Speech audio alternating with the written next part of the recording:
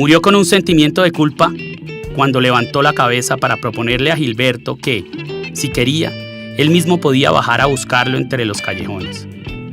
Esa fue la última sensación al ver que lo miraba el ojo del cañón de la reluciente pistola Beretta 950 de 1996, por la que salió la bala de 6.35 milímetros que golpeó su frente y le perforó el cráneo antes de quedar nadando entre la sangre, impacto que dejó rotas arterias e incontables venas del lóbulo frontal donde terminó alojado el tiro. Pocos seres continúan vivos luego de haber recibido un huésped de plomo en la cabeza. Por eso son pocos los que saben que el mundo no se apaga al instante cuando a alguien le insertan un balazo en el cerebro. Antes de que se cristalizaran los ojos del joven sicario, precisamente cuando su cabeza ensangrentada rebotó en el asfalto, alcanzó a observar nítidamente el sudoroso y angustiado joven de morral que se escondía bajo el camión.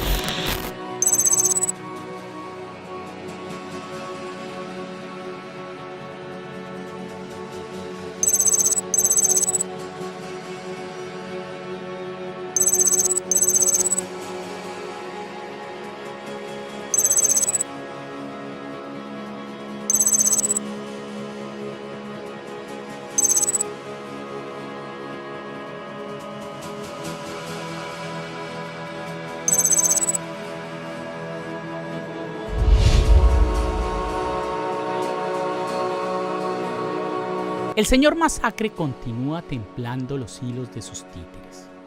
Uno de aquellos es alias Fico, que no es solo ficha de Uribe, del narcotráfico y del crimen organizado, sino también el representante de los banqueros, usurreros y atacadores del patrimonio público, del grupo GEA o Sindicato Antioqueño, quien se enriquece con el negocio de alimentos y dejó sola a la población, que fue la que llenó de plata a los accionistas tras el colapso de la represa de Hidroituango. Federico Gutiérrez, el que se esconde tras ese alias simplón, fue quien estrenó su alcaldía extendiéndole un tapete rojo a Jesús Guzmán Salazar, el mismito hijo del Chapo Guzmán, que llegó a exiliarse a Medellín en medio de la cruenta guerra de carteles que azotaba a Sinaloa, y a quien alias Fico, el alcalde, le puso a varios policías de guardaespaldas y a una cuadrilla de sicarios bien afinados de la oficina de Envigado que obraban como su guardia pretoriana. No son chismes de salón. De acuerdo con informes coincidentes de miembros tanto de la Policía Nacional como de la DEA, la administración distrital y la oficina obraron como chaperonas de este narcotraficante junior que para la época ya era uno de los 10 más buscados del mundo. El hijo del Chapo estuvo viviendo muy tranquilo, primero en Envigado y luego en el barrio El Poblado, emparrandado y muy ocupado en la administración de 2 laboratorios que producían más de 400 kilos de cocaína al mes y que llegó a instalar apenas tocó suelo colombiano. ¿Se extrañan? Pero si alias Fico literalmente vivía rodeado de mafiosos. Más que se mueven en Envigado, en la parte sur del Valle de Aburrá, y que esa protección fue a cambio de negocios y también de favores. Mucho se rumoró de su presencia, incluso se sabe que agencias internacionales ya sabían, ya estaban rastreando, y algo muy importante, esto hasta lo reconoce la misma Antinarcóticos Nacional. Su vecino de apartamento, Juan Pablo Úsugua, alias Reseco, uno de los más peligrosos directivos del cartel conocido como el Clan del Golfo, con quien durante mucho tiempo se cruzó en el ascensor y quien solía llevarle pollo asado a los escoltas del alcalde, usó como guarida el mismo edificio donde habitaba el burgomaestre mayor de la ciudad. ¿Por qué semejante capo escogió precisamente el edificio del alcalde para vivir allí durante casi un año? Nadie se mete en la boca del lobo a menos que sepa que la fiera está sin diente.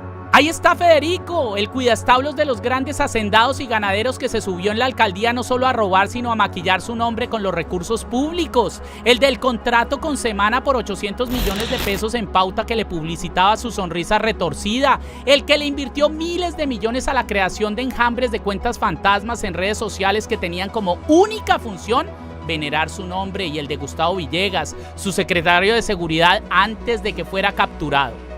Fico es el alias de quien, siendo el ingeniero de la obra, se comió la plata de los cimientos y dejó caer en Medellín el famoso edificio Space. Fico, el candidato que está encochinado en los Panama Papers por ser miembro de la empresa que fundó junto con Paola Holguín, esa senadora lustrabotas del señor Masacre, hija del narcotraficante Franco Holguín, también lavador de dólares de la misma oficina de Envigado. Alias Fico, quien como fórmula vicepresidencial nombró a Rodrigo Lara Sánchez, casado con la prima hermana de Paloma Valencia, esclavista ancestral del Cauca y uña y mugre del Matarife en el Congreso, y quien desprecia la memoria de su padre, el insigne prócer Rodrigo Lara Bonilla, quien, de acuerdo con las declaraciones de su propia hermana y de otro de sus hijos, Jorge Lara Restrepo, fue asesinado por Álvaro Uribe. El nominado vicepresidente de Fico, Lara Sánchez, el que salió a decir que era injusto que el Congreso elevara una moción de censura contra Diego Molano, el ministro bombardeador y masacrador de Duque, aquel que ejecutó el genocidio juvenil en el 2021 y que hoy ostenta como último logro en su hoja de vida los 11 muertos, hombres, mujeres y niños, que dejó la masacre ejecutada por el ejército el 28 de marzo de 2022 en la vereda del Alto Remanso. Son miles las causas y razones, la suficiente para que, tras deshiervar la maleza, se concluya una historia de criminalidad conjunta y una intensa relación de sometimiento y subordinación incondicional de la oficina de Envigado a Álvaro Uribe. De adelante para atrás, en el tiempo y en el espacio, han llovido las balas que sus sicarios de la banda La Terraza y Don Berna dispararon sobre sus enemigos, comandantes paramilitares desobedientes y contradictores políticos.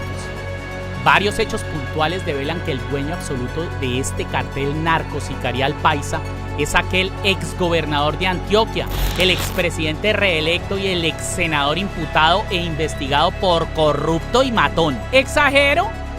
¿Quieren más? No hay problema. Hablar de Uribe y sus cruentos delitos es cosa de nunca acabar. Ángela López, abogada penalista que hacía parte del equipo de defensa de los miembros de la oficina de Envigado, colaboró en rebuscar declaraciones falsas de testigos mentirosos que querían encochinar a Iván Cepeda. Ella fue precisamente a quien el asistente personal de Álvaro Uribe, Fabián Rojas, se indicara de haberse reunido con el director de la cárcel La Picota y el abogánster del Matarife Diego Cadena, como parte del montaje sostenido por falsos testigos que le armaron al senador Cepeda. Los mismos Cifuentes Villa, el cartel familiar de Álvaro Uribe, trabajaban para la oficina de Envigado. Con los sicarios y asesinos de Don Berna, los Cifuentes traficaban toneladas de cocaína y miles de armas largas. Los Gallonenados, socios del Matarife en tierras, coca y ganado, condenados por homicidas y jefes paramilitares a cargo de algunas convivir, fueron reseñados en la lista Clinton cuando la DEA los pescó lavándole la plata precisamente a la oficina de Envigado. Francisco Villalba, el paramilitar y descuartizador arrepentido, a quien en sus sueños le empezaron a hablar sus víctimas y que no se dejó amordazar la boca después de tomar la decisión de acusar a Uribe de condecorarlo por haber ejecutado la masacre de Lara. Lo mandó a matar la oficina de Envigado por orden de Don Berna, quien añadió a su declaración que Villalba fue solo uno de los muchos muertos que asesinó la banda dentro de la orden general de mandar a todo aquel que hablara mal del presidente Uribe. A la oficina de Envigado pertenecía el narco y paramilitar Pedro López, alias Job, aquel que mostraron las cámaras saliendo de Palacio tras reunirse con el presidente eterno y sus empleados César Mauricio Velázquez y Edmundo del Castillo cuando estuvieron planeando el montaje que desde la presidencia le hicieron al magistrado Iván Velázquez. Que no se nos olvide que Job es otro más de los cientos de buenos muertos dados de baja a tiros por órdenes del señor Masacre. Otro de los muchos que a Uribe les había sus tapados y que terminaron respirando arena. Ni poquito exagero. Es más, perfectamente se puede decir en sujeción a una opinión centrada, serena y ecuánime, que atienda a los hechos y circunstancias, que haber tenido a Álvaro Uribe Vélez en el poder es como si se hubiera elegido de presidente a Pablo Escobar o al Chapo Guzmán. Es más, estoy convencido de que ninguno de los dos hubiera llegado al grado de crueldad al que llegó el Matarife con su propio pueblo. Todos aquellos hechos causales se engranan, mueven el mecanismo de muchos otros que traducen una conclusión cristalina. Federico Gutiérrez, alias Fico, desde antes de ser alcalde se convirtió en un miembro activo de la oficina de Envigado de Álvaro Uribe y en el eslabón que aún pervive entre la élite antioqueña, el narcotráfico, el paramilitarismo y la corrupción que imperó en Medellín durante su alcaldía. Con ese ejército de asesinos despiadados cogobernó Medellín de la mano de Gustavo Villegas. Le escondió el hijo al Chapo, institucionalizó la matazón y puso a operar la fuerza pública de la mano del microtráfico y el sicariato. Y yo sigo andando, desde las ruinas valientes y estoicas de una cultura milenaria y ancestral, observo los retazos de mi pasado. Vivo cada segundo el hecho doloroso de ver mi sociedad alejada de sus raíces indígenas y afrodescendientes. Aquel mismo desarraigo que anida en nosotros desde que nacimos, que fractura nuestras conciencias y que la élite descompuesta se empeña en perpetuar. Observo a lo lejos mi país, que hace parte de este circo decadente que es el planeta entero. Persisto en caminar hacia el horizonte mientras busco en los pasos de César, el director de cine mexicano que inspira estas letras, el sendero interno hacia mi propia salvación.